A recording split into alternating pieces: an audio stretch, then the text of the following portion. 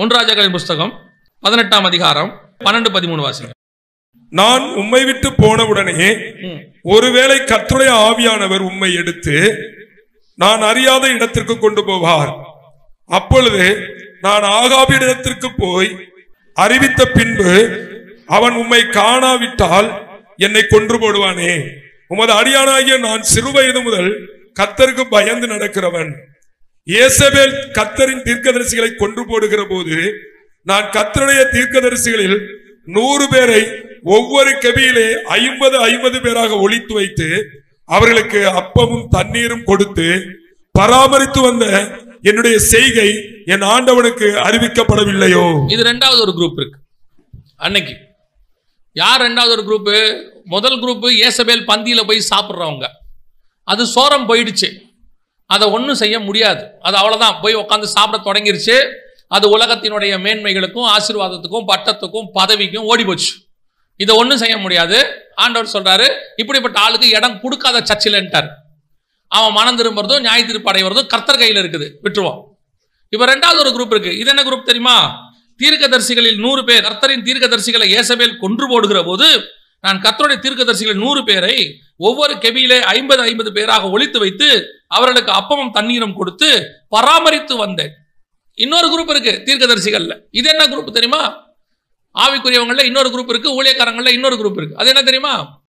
இது யேசபேல் பந்திக்கும் போகாது. யேசபேல் பந்திக்கு போகாது. ஆனா யேசபேலுக்கு எதிர்த்தும் பேசாது. யேசபேலுக்கு எதிர்த்தும் சத்தியத்தையும் என்ன செய்யாது, பேசாது. இப்ப எலியா இருக்கிறான், ஆகாவை பார்த்து சொல்றான். என்ன வார்த்தை சொல்றானா? இஸ்ரவேலை கலங்க பண்ணுகிறவன் நீ அல்லவான்னு. இவன் எலியா சொல்றான், நான் அல்ல, நீயே இஸ்ரவேலை கலங்க பண்றவன். இஸ்ரவேலுக்குள்ள இப்படிப்பட்ட அநியாயம் நடக்குது, நீ பார்த்துக்கிட்டு இருக்கிறிய அப்படிங்கிறது எலியா. இன்னொரு குரூப் இருக்கு. அவ யார் தெரியுமா? யேசபேல் பந்திக்கும் போக வேண்டாம், எதுலையும் கலந்துக்க மாட்டாங்க. அதே நேரத்தில் ஆகாப்பையும் யேசபேலையும் எதிர்த்து பேசவும் மாட்டாங்க. அவங்க பாட்டுன்னு ஒரு கெபிக்கு போயிடுவாங்க. உயிருக்கு பயந்தவங்க நேராக ஒரு கெபியில போய் தங்கிடுவாங்க. சாப்பாடும் தண்ணியும் கிடைச்சா போதாங்க. வசனம் சொல்லுது, அப்பமும் தண்ணீரும் கொடுத்து. இவங்களை பொறுத்த வரைக்கும் நம்ம உண்டு, நம்ம வேலை உண்டு. நமக்கு எதுக்கியா இந்த மாதிரி காரியங்கள்லாம்? நம்ம வந்தோமா, நம்ம ஒரு வேலையை பார்த்தோமா, நாம அப்பமும் தண்ணீரும் கிடைச்சிச்சா, நம்ம போய் கெபியில உட்காந்தோமா, வேலை முடிஞ்சு. என்ன பண்ணுங்க? கெபியில உட்காந்து ஜோம் பண்ணுவோம். கெபியில உட்காந்து என்ன பண்ணுவீங்க? பேசிக்கிட்டு இருப்போம் 50 பேரும். கெபியில உட்காந்து என்ன பண்ணுவீங்க? நல்லா தூங்குவோம். என்னப்பா சொல்றீங்க? கர்த்தர் எங்களை கிருபையாய் பாதுகாத்திருக்கிறார், அப்பமும் தண்ணீரும் கொடுத்திருக்கிறார், சேஃப்டியா வச்சிருக்கிறார். ஏன்பா இந்த யேசபேல் இப்படி பண்ணுதே, இந்த பாகால் தீர்க்கதரிசிகள் இப்படி பண்றாங்களே, கொஞ்சம் வாயை திறந்து சொல்லக்கூடாதா? நீ எல்லாம் தீர்க்கதரிசி தானே, கர்த்தருக்கு வாயா இருக்கிறிய, நீ சொன்னா கேட்பாங்களே, நீ சொன்னா கர்த்தர் கேட்பாரு, நமக்கு எதுக்குங்க வம்பு? நம்ம ஏன் அதெல்லாம் போய் பேசணும்? யாரோ என்னமோ செஞ்சுட்டு போறாங்க, நான் உண்டு, ஏன் வேலை உண்டு. இப்படி ஒரு குரூப் இருக்கு. இது ரெண்டாவது ஆவிக்குரிய சுபாவம். இவங்க யார் தெரியுமா? எந்த வம்பு தும்புக்கும் போக வேணாம்னு நினைக்கிறவங்க. எது வம்பு தும்பு? ஒருத்தர் சத்தியத்தை விட்டு விலகும் போது, சபை சத்தியத்தை விட்டு விலகும் போது, அல்லது விசுவாசிகள் கர்த்தரை விட்டு விலகும் போது அதை கண்டிக்காமல் அதை சகிச்சுக்கிட்டு அதை ஏற்றுக்கொண்டு இவங்க அதுல ஈடுபட மாட்டாங்க. நான் போறதில்லை. கேட்டு பாருங்க, என்ன அந்த உங்க விசுவாசி இப்படிலாம் செய்யறாங்களே, நாம சொன்னாலும் அவங்க கேட்க மாட்டாங்க.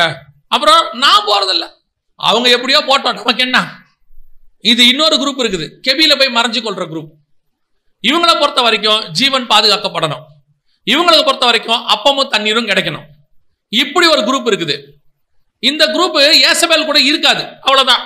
இவங்களை பொறுத்த வரைக்கும் ஒரு நல்லது என்ன, நாங்கள் அந்த பாவத்துக்கு உடன்படவில்லை. சரி, சத்தியத்தை இன்னும் அரைக்கட்சியை கட்டுனீங்களா? அது கட்ட மாட்டோம், அது கொஞ்சம் லூஸா தான் இருக்கும். அதை நாங்கள் வச்சிருப்போம், ரிலாக்ஸா உட்காந்துருப்போம். அப்பமும் தண்ணீரும் சாப்பிட்டு நல்லா ரெஸ்ட் எடுத்துட்டு சோத்திரம் சோத்திரம் சோத்திரம் சோத்திரம் சோத்திரம்னு இருப்போம். ஏங்க இவ்வளவு பிரச்சனை வருது, நமக்கு என்ன? கர்த்தருக்கு தெரியாததா, அவருக்கு தெரியாததா? அப்புறம் கர்த்தருக்கு தெரியாததானா ஏன் சுவிசேஷம் சொல்றதுக்கு நம்மளை செலக்ட் பண்றாரு? கர்த்தருக்கு தெரியாததானா ஏன் சத்தியத்தை நம்ம கையில கொண்டு கொடுக்குறாரு? கர்த்தர் பேசத்தானே சொல்றாரு. ஆண்டவர் எந்த இடத்துல ஆண்டவர் பேச வேணாம்னு சொன்னாரா? எசேக்கியேலை பார்த்து சொல்றாரு, நீ சொல்லுகிறதை இவர்கள் கேட்க மாட்டார்கள், ஆனாலும் என்ன செய்ய சொல்லுங்கிற. அதான் ஆண்டவர் சொல்றது. பவுலை பார்த்து சொல்றாரு, அடிச்சான் உதச்சான் எல்லாம் பண்றான். ஆண்டவர் சொல்றாரு, பயப்படாத, தைரியமாய் பேசு, இந்த பட்டணத்தில் எனக்கு அநேகர் உண்டு. கர்த்தர் என்ன சொல்றாரு? நடக்கிறது நடக்கும், பேச வேண்டியது உன் பொறுப்பு, சத்தியத்தை சொல்ல வேண்டியது உன் பொறுப்பு. ஒரு சிலர்லாம் இருக்கிறாங்க, அவங்க எந்த ஒம்பத்துமுக்கும் போகாத அப்படியே அமைதியான ஆட்கள். சபையில் ஏதாவது நடந்தா கூட சொல்ல மாட்டாங்க. என்ன சொல்லுவாங்க தெரியுமா? ஆண்டவர் பார்த்து பாருங்க, நமக்கு என்ன தோம், நம்ம எதுக்கு சர்ச்சுக்கு போறோம்? ஆராதனைக்கு போறோம்.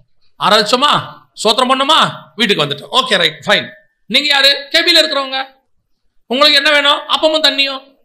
நம்ம குடும்பத்துக்கு நல்ல சாப்பாடு தண்ணி கிடைக்குதா? நல்ல நம்ம நிம்மதியா போயிட்டு வந்துட்டு இருக்கிறோமா? சோத்திரம் சோத்திரம், பிரைஸ் எல்லாம். என்னையா இப்படி நடக்குதே, கேட்க மாட்டியா?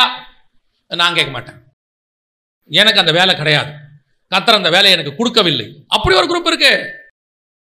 பைபிள் முழுக்க பாருங்க, இப்படி ஒரு குரூப் இருந்துகிட்டே இருக்கும். ஓடி ஒளிஞ்சுக்கும், மறைஞ்சுக்கும். ஆண்டவர் நியாய தீர்ப்புக்கு வரும்போது இவங்க எங்க போய் மறைஞ்சிருப்பாங்கன்னு தெரியாது. இவங்களை பத்தி ஆண்டவர் பேசவே இல்லை. உபதியா தான் வந்து சொல்றான். உபதியா கேட்கிறான் எலியாவை பார்த்து, நான் ஒரு 100 பேரை மறைச்சு வச்சனே, ஆண்டவர் உங்ககிட்ட சொல்லலையான்னு கேட்கிறான். அப்பனா இவங்க எங்க இருக்கிறாங்க? எலியாவுக்கே தெரியாம இருக்கிறாங்க. எங்கேயோ ஒரு இடத்துல இருப்பாங்க சேஃப்டியா. சில ஆட்கள் நான் பார்த்துருக்கிறேன், அவங்களுடைய ஆவிக்குரிய வாழ்க்கையும் சரி, வளர்ச்சியும் சரி, எந்த விதமான முன்னேற்றமும் இருக்காது. அதே நேரத்தில் அவங்களுக்கு தேவையான அளவுக்கு வசதியா இருப்பாங்க. அதுலேயே அவங்க திருப்தி ஆயிடுவாங்க. கேட்டா சொல்லுவாங்க, போதும் என்ற மனதுடன் கூடிய தெய்வ பக்தியே. அது உலக காரியத்துக்கு ஆண்டவர் சொன்னா, இவங்க ஆவிக்குரிய காரியத்துக்கு அதுக்கு எடுத்துப்பாங்க. அவங்க அதை ஆவிக்குரிய விதத்தில் எந்த விதமான ஒரு வளர்ச்சி இருக்காது. பல நேரத்தில் இப்படிப்பட்ட காரியங்கள் வரும்போது ஆண்டவர் பார்க்குறாரு, யாரு கர்த்தருக்காக வைராக்கியமா எழும்புறான். ரொம்ப ஆச்சரியம் என்ன தெரியுமா? பாளையத்துக்குள்ள பெரிய பிரச்சனை வந்துருச்சு, வாதை கிளம்பிருச்சு. ஆனா மோசையும் ஆரோனும் உட்காந்து என்ன பண்றதுன்னு யோசிச்சுட்டு இருக்கிறாங்க. என்னடா இவ்வளவு பெரிய பிரச்சனை போயிடுச்சு, பிழையாம் சொன்ன உபதேசத்தினால இன்னைக்கு ஜனங்க மோவாபிய ஸ்திரீகளோடு கூட இணைந்து பாளையத்துக்குள்ள இவ்வளவு பிரச்சனை போயிட்டு இருக்குது, வாதை ஒரு பக்கம் போயிட்டு இருக்குது, என்ன பண்ணலான்னு மோசையும் ஆரோனும் யோசிக்கிறாங்க. 2 பேரும் சீனியர் மினிஸ்ட்ரி, 2 பேரும் ஆண்டவருக்கு ரொம்ப க்ளோஸான ஆட்கள். திடீர்னு ஒரு சின்ன பையன் எழும்பினா பாருங்க. திடீர்னு ஒருத்தன் எழும்பினா, பிணகாசன் ஒருத்தன் எழுந்திருச்சான், எடுத்தா ஈட்டிய குத்துனா 2 பேரையும் ஒன்னா. வசனம் சொல்லுது, வாதை நின்றது. இன்னைக்கு இவ்வளவு காரியம் வருது. ஒரு கூட்டம் ஏசபேல் பந்தியில போய் அநியாயமா உட்கார்ந்துருக்கு, உலகத்தான விட மோசமா போயிட்டு இருக்கு. இதையெல்லாம் பார்த்துக்கிட்டு ஒரு கூட்டம் சும்மா உட்கார்ந்து இருக்குது. நமக்கு என்ன? எக்கேடு கட்டா என்ன? யார் எக்கேடு கட்டா என்ன? நான் செட்டில் ஆயிட்டேன், என் ஊழியம் ஸ்தாபிக்கப்பட்டுருச்சு, எனக்கு மாசானா ஒரு வருமானம் வருது, எனக்கு ஆண்டவர் நல்ல ஒரு வியாபாரம் கொடுத்துட்டாரு, நான் என் மனைவி பிள்ளைகள் நல்லபடியா வாழ்ந்துட்டு இருக்கிறோம். யார் எக்கேடு கட்டா எனக்கு என்ன? ஒரு நாள் வரும், ஒரு நாள் வரும், ஓடி ஒளிகிற நாள் ஒன்று வரும். நினைச்சுக்காதீங்க. இதே மாதிரி தான் ஜெர்மனியில யூதர்கள், நமக்கு யார் எக்கேடு கட்டா என்ன? எந்த ஊர்ல யூத அடிபட்டா நமக்கு என்ன? நமக்கு ஒரு தேசம் வந்தா என்ன, வராட்டி என்ன? நாம ஜெர்மனியில நல்லா இருக்கிறோம், நாம சூப்பரா வாழ்ந்துட்டு இருக்கிறோம். இங்க நமக்கு ஒரு பிரச்சனையும் இல்ல. ஜெர்மனியே நம்ம கண்ட்ரோல்ல தான் இருக்கு. ஆண்டவர் பார்த்தாரு, ஓ நீ கெபில உட்காண்டியோ, சந்தோஷமா இருக்கியா, நல்லா இருக்க. எழுப்பினாரு பாருங்க ஹிட்லரை. யோசேப்பை அறியாத ராஜா ஒருத்தன் வந்தான்ற மாதிரி யூதர்களுக்கு எதிரான ஒரு ஆளை எழுப்பி விட்டாரு. 8 வருஷம் 60 லட்சம் பேரை கொண்டு குவிச்சிட்டான். ஓடுன்னு ஓட்டம், அடிச்சு புடிச்சு ஓடி சுயதேசத்துக்கு போனாங்க. இன்னைக்கு அப்படி ஒரு கூட்டம் இங்கே உட்கார்ந்து இருக்குது. கர்த்தர் உனக்கு பாதுகாப்பை கட்டளையிட்டு இருக்கிறார். உனக்கு ஏத்த மாதிரி நல்ல அரசியல்லையும் எல்லாத்திலையும் ஆவிக்குரிய விதத்திலையும் உனக்கு ஒரு பாதுகாப்பை சுத்தி வச்சிருக்கிறாரு.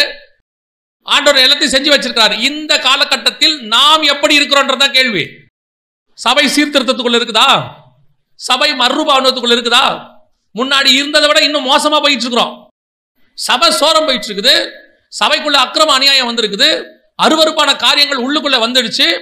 ஊழியத்துக்குள்ள பார்க்கும்போது அபத்தமான ஏசபேலின் உபதேசங்கள் உள்ளே நுழைஞ்சிருச்சு. அதை பத்தி ஏதாவது கொஞ்சமாவது கவலை இருக்குதா? அதை பத்தி பேசணுங்கிற எண்ணமாவது யாருக்கு இருக்குதா? பேசுகிற எலியாவை பார்த்து இன்னைக்கு என்ன சொல்றான் தெரியுமா? எதுக்கு இந்த ஆளுக்கு தேவையில்லாத வேலை? எதுக்கு இவங்க இப்படி உபதேசம் சத்தியம் ஓடுறாங்க? அழகா வந்தமா, நல்ல செட்டில் ஆனமா. நல்லா கவனிச்சுக்கொள்ளுங்க, உங்களுக்கும் எனக்கும் செட்டில்மெண்ட் பூமியில கிடையவே கிடையாது. இங்க இளைப்பாறுதல் கிடையவே கிடையாது. இது கடந்து போகிற ஒரு பூமி. 70 பலத்தின் மிகுதினால் நல்லா தெரியும், கண்ணுக்கு முன்னாடி பார்க்கிறோம். எவ்வளவோ பணம் வச்சிருந்தவங்க எல்லாத்தையும் விட்டுட்டு போயிட்டாங்க. கோடி கணக்கில் வச்சிருந்தவங்க ஒரு பைசா எடுக்காம சேர்த்து போயிட்டாங்க. எப்படியாவது நாம சேஃபா இருந்துக்கணும், பத்திரமா இருந்துக்கணும். நம்ம எதுக்கு அதெல்லாம் பேசணும்? கவனிச்சு கொள்ளுங்க. ஆண்டவர் உங்களுக்கும் எனக்கும் சில காரியங்களை கொடுத்திருக்கிறார். சபைக்குள்ளே இப்படிப்பட்ட காரியங்கள் வரும்போது உலகத்தை விட்டுருங்க, அங்க கேட்க வேண்டிய அவசியம் நமக்கு கிடையவே கிடையாது. அது உலகம். சபைக்குள்ளே வரும்போது பவுல் எழுதுறாரு, சபைக்கு எழுதும்போது, புறஜாதியாருக்குள்ளும் காணப்படாத அருவருப்புகள் உங்களுக்குள் காணப்படுகிறதே. நான் வரும்போது இப்படிப்பட்ட காரியங்கள் இருந்தால் நான் அன்போடு வர வேண்டுமா பெரம்போடு வர வேண்டுமா என்பதை நீங்கள் தான் முடிவு செய்யணும். ஏன்னா அவனுக்கு சொல்றான், சபையை பத்தின வைராக்கியம் எனக்குள் இருக்கிறது. அந்த வைராக்கியம் வேணும். சபைனா இப்படிதான் இருக்கணும். எவ்வளவு அழகா கர்த்தர் நமக்கு உண்டாக்கி கொடுத்துட்டு போனாரு. எவ்வளவு வசனத்துக்குள்ள தேர்றதுக்கு கர்த்தர் நமக்கு கொடுத்தாரு. நாம இன்னைக்கு எல்லாத்தையும் விட்டுட்டு போய் நல்ல கெபில ஜாலியா உட்காந்தாச்சு. அப்போஸ்தலர்கள் அன்னைக்கு ரோடே இல்லாதவங்களுக்கு ரோடு போட்டாங்க. அடுத்து வந்த பரிசுத்தவான்கள்லாம் அந்த ரோடை கொஞ்சம் ஸ்ட்ராங் பண்ணி வச்சாங்க. நமக்கு முன்னாடி உள்ள பரிசுத்தவான்கள், போன தலைமுறையில் உள்ளவங்க அந்த ரோடை நல்லா 4 ways போட்டு தார் போட்டு நீட்டா கொடுத்துட்டாங்க. இப்ப நாம எந்த கவலையும் இல்லாம மேல வண்டி ஓட்டிக்கிட்டு இருக்கிறோம். வண்டி ஓட்டிக்கிட்டு சொல்றோம், கஷ்டமே இல்லை, கவலையே இல்லை. எதுக்கு கஷ்டப்படணும்? இந்த ரோடு போட்டவன் ஒருத்தன் இருக்கான், அவனை கேட்கணும் கஷ்டப்பட்டானா இல்லையான்னு. இந்த ரோடை ரெடி பண்ணவங்க ஒருத்தர் இருக்கிறாங்க. இன்னைக்கு கார்ல போற நமக்கு எதுவுமே தெரியாது, ஆனா ரோடு போட்டவனுக்கு தான் அந்த கஷ்டம் தெரியும். அஸ்திவாரம்னு ஒருத்தன் போட்டான், அவன் சொல்றான், உங்களை பெடுக்கும் போது நான் கர்ப்ப வேதனைப்படுகிறேன். இன்னைக்கு சபை ஒரு வேதனையும் கிடையாது. அவனே சொல்றான், ஒரு வேதனை நமக்கு கிடையாது.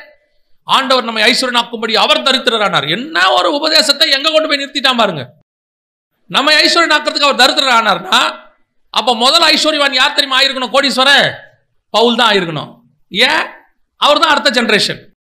இந்த மாதிரி ஆட்கள் என்ன பண்ணுவான் தெரியுமா? ரெண்டாவது இன்னொரு வேலை பண்ணுவான். இந்த கெபிக்குள்ள உட்காந்துருக்க ஆட்கள் அவன் என்ன பண்ணிடுவான் தெரியுமா? வாசிங்க, நான் உங்களுக்கு இன்னொரு அதே வசனத்துல இருந்து உங்களுக்கு ஒன்று சொல்றேன். 1 ராஜாக்களின் புஸ்தகம் 19ஆம் அதிகாரம் 9ஆம் வசனத்தை வாசி. அங்கே அவன் ஒரு கெபிக்குள் போய் தங்கினான். இதோ கர்த்தருடைய வார்த்தை அவனுக்கு உண்டாகி, அவர், எலியாவே, இங்கே உனக்கு என்ன காரியம் என்றார். எலியா எங்க போய் தங்கிட்டான்? ஏன் கெபிக்கு போனான் தெரியுமா? இந்த மாதிரி ஆட்கள் எலியா மாதிரி ஆட்களே கெடுத்துருவாங்க. இந்த மாதிரி ஆட்கள் என்ன பண்ணிடுவாங்க? எலியா மாதிரி உள்ளவனையே கெடுத்துருவாங்க. இவங்க வைராகியமா ஓடிட்டு இருக்கிறான் எலியா. அவனுக்கே தோணுது, நம்ம மட்டும் ஏன்டா அப்படி ஓடிட்டு இருக்கிறோம்? நம்ம மட்டும் ஏன் உயிருக்கு பணைய வச்சு இப்படி ஓடிட்டு இருக்கிறோம்? அதான் சொல்றான், நான் மாத்திரம் பக்தி வைராக்கியம் கொண்டேன். நீங்க சொல்ற பாருங்க, அந்த வசனத்தை வாசிங்க. 14வது வசனம், 1 ராஜாக்கள் 19:14. அதற்கு அவன், சேனைகளின் தேவனாகிய கர்த்தருக்காக வெகு பக்தி வைராக்கியமாய் இருந்தேன். இஸ்ரவேல் புத்திரர் உமது உடன்படிக்கையை தள்ளிவிட்டார்கள். இப்ப அவனுக்கு என்ன கோபம் வருது? உடன்படிக்கையை தள்ளிட்டாங்க, பலிபீடத்தை இடிச்சிட்டாங்க. அவன் சொல்றான், பலிபீடத்தை இடித்து உம்முடைய தீர்க்கதரிசிகளை பட்டயத்தினால் கொன்று போட்டார்கள். இதெல்லாம் பார்க்கும்போது அவனுக்கு என்ன வருதான்? வைராக்கியமா வருதான். என்ன இது இஸ்ரவேல? என்னடா இல்ல நியாயப்பிரமாணத்தை கை கொள்ள வேண்டியவங்களா எங்கடா போனீங்க? இப்படி நாசம் பண்ணிட்டு திரியறீங்களேடா அப்படின்னு சொல்லி பக்தி வைராக்கியம் எலியாவுக்கு வருதான். இந்த எலியா வைராக்கியமா பேசி பேசி பேசி இந்த கெபிக்குள்ள இருக்கிறவன் என்ன சொல்லுவான் தெரியுமா? என்னமா இந்த ஆள் மட்டும்தான் சத்தியத்தை காப்பாத்துற மாதிரி, இவன் மட்டும்தான் ஆண்டவருக்கு வைராக்கியம் பாராட்டுற மாதிரி ஞானமா நடந்துக்கணும். ஏசபேல் வரும்போது அமைதியா இருந்துடணும். ஏசபேல் ஆட்சி ஒரு நாள் போகும். ஏசபேல் ஆட்சி போய் நம்ம எதிர்பார்க்கிற மாதிரி நல்ல ஆட்சி ஒண்ணு வரும். அப்பொழுது நாம் நல்லபடியாக பேசலாம், கெபிக்குள்ள வந்து வெளியே வந்துடலாம். அது வரைக்கும் நம்ம எப்படி இருக்கணும்? வாயை மூடிக்கிட்டு கெபிக்குள்ள உட்காந்துக்கணும். ஆலோசனை கொடுக்கிற கூட்டம். இது ஒரு நாள் என்ன ஆகுது தெரியுமா? இந்த வைராக்கியமா ஓடிக்கிட்டு இருக்கிற எலியாவுக்கே தோணுது, ஏண்டா வைராக்கியமா பேசி பேசி இப்படி ஊர் ஊரா ஓடிட்டு இருக்கிறோம். வனாந்தரத்துக்கு பெயர் சபாவுக்கு ஓடுறோம், எகிப்து ஓரேபுக்கு ஓடுறோம், துரத்துறானுங்க. எதுக்கு இப்படி? பேசாம நாமளும் என்ன செஞ்சிருவோம்? ஒரு கெபிக்குள்ள போய் ரெஸ்ட் எடுத்துருவோம். எதுக்கு நமக்கு மட்டும் இப்படி ஒரு ஆவிக்குரிய வாழ்க்கை? ஏன் நாம மட்டும் வைராக்கியம்? ஏன் நாம மட்டும் வசனத்தை புடிச்சுக்கணும்னு ஒரு எண்ணம்? ஏன் நாம மட்டும் இப்படி கத்திக்கிட்டு இருக்கணும்? இப்படி கத்துறதுனால என்ன பிரயோஜனம்? அவன் கெபிக்குள்ள நல்லா செட்டில் ஆயிட்டான், அவனுக்கு அப்பமும் தண்ணியும் நல்லா கிடைக்குது. இப்ப எலியா என்ன சொன்னாரு? நான் ஒருவர் மாத்திரம் பக்தி வைராக்கியமா இருந்தேன். இப்ப அவனும் கெபிக்கு போயிட்டான். இப்ப என்னாச்சு? அந்த ஒரு ஆளும் இல்ல. இப்படி ஆக்கணுங்கிறதா பிசாசுடைய திட்டம். நல்லா கவனிங்க. இல்ல எல்லா சபையும் சோரம் போயிருச்சு, நான் ஒரு சபை தான் இருக்கிறேன், நான் பேசி ஏன் கெட்ட பேர் வாங்கணும்னு நினைக்காதீங்க. நீங்க ஒரு ஆள் பேசுறதை வைத்து கர்த்தர் ஒரு பெரிய மாற்றத்தை கொண்டு வருவதற்கு வல்லமை உள்ள தேவனாய் இருக்கிறார். நீங்களும் கெபிக்குள்ள போயிடாதீங்க, நீங்களும் பயப்படாதீங்க. சத்தியத்தை பேசுறதுக்கு ஒரு நாளும் பயப்படாதீங்க. இது உள்ளதை உள்ளதென்றும் இல்லதை இல்லதென்றும் சொல்லுங்கள். மிஞ்சினது என்னவா இருக்கும்? பாவமா இருக்க போது அவன் பார்த்துக்கு போறார். மிச்சத்தை ஆண்டவர். நம்ம வேலை என்ன? இதான் கரெக்ட், இது தப்பு. இப்படி ஒரு காரியம் உள்ள வருதா, இந்த குரூப் இருக்கு, கெபில உட்காந்துக்கோ, இதுவும் பேசாது. ஆனா இவங்கிட்ட என்ன நல்ல குணம்? ஏசபேல் பந்திக்கு போக மாட்டான், அங்க போய் உட்கார மாட்டான். அதுதான் இவங்கிட்ட இருக்க ஒரே அட்வான்டேஜ். இன்னொரு அட்வான்டேஜ் என்ன? இவன் வேற சத்தியத்தையும் போய் யாருக்கிட்டையும் சொல்ல மாட்டான். நம்ம உண்டு, நம்ம வேலை உண்டு. இன்னைக்கு பேசுறவனை நிறுத்துற கூட்டம், கெபிக்குள்ள அனுப்புற கூட்டம். போய் கெபில உட்காந்துக்கோ, எதுக்குப்பா உனக்கு இந்த வேலை? அமைதியா இரு, நல்ல பீஸ்ஃபுல்லா மினிஸ்ட்ரி பண்ணு, சந்தோஷமா இரு, பிள்ளைங்க இருக்கிறாங்க, கல்யாணம் பண்ணி கொடு, வேற பிள்ளைகளை பாரு, நல்லபடியா செத்துப்போ. எதுக்கு நீ இப்படி எல்லாம் பேசிட்டு ஊர் ஊரா ஓடுற? திருப்பி ஆண்டவர் சொல்றாரு, நீ போய் பேசு. ஆண்டவரே, நான் மட்டும் பக்தி வைராக்கியமா இருந்தேன். போ, நீ போ, சிரியாவுக்கு போ, ஆசைகள் அபிஷேகம் பண்ணு, எகுவ போய் அபிஷேகம் பண்ணு, உன் ஸ்தானத்துல எலிசா அபிஷேகம் பண்ணு. ஆண்டவரே, என்ன துரத்துறாங்க, கொல்றாங்கன்ற, போடா போய் வேலையை பாடுற, உன்னை எவனும் எதுவும் செய்ய மாட்டான். பேசுறான், பேசிக்கிட்டே தான் இருப்பான். ஆண்டவர் அதான் சொல்றாரு, நீ வைராக்கியமா இருந்தினா பரலோகமே உனக்கு பாதுகாப்பு கொடுக்கும். இதுல என்ன ஒரு பிளஸ் பாயிண்ட் தெரியுமா? நீங்க வைராக்கியமா இருந்தீங்கன்னா, நீங்க ஒரு ஆள் வைராக்கியமா இருந்தீங்கன்னா, நீங்க ஒருத்தர் தான் இருக்கிறதுனால பரலோகம் மொத்தமும் உங்களையே பத்திரமா பார்த்துக்கோ. புரியுதா உங்களுக்கு? நீங்க ஒருத்தர் பக்தி வைராக்கியமா இருந்தா மொத்த பரலோகமும் உங்களையே பத்திரமா பார்த்துக்கோ. ஏன்னா நீங்க ஒருத்தர் தான் இருக்கிறீங்க. அல்லேலூயா. அதனால வைராக்கியமா இருங்க. பவுலுக்கு அந்த வைராக்கியம் இருந்துச்சு, எலியாவுக்கு அந்த வைராக்கியம் இருந்துச்சு. கெபிக்குள்ள போய் மறையணும்னு நினைக்காதீங்க. நான் உண்டு, என் வேலை உண்டு, எதுக்கு வம்பு தும்பு இதெல்லாம் பேசாதீங்க. கிறிஸ்துவின் நிமித்தம் வரும் பாடுகளை சந்தோஷமாய் ஏற்றுக்கொள்ளுங்கள், அது உங்களுக்கு மிகுந்த பலனை கொடுக்கும். அல்லேலூயா.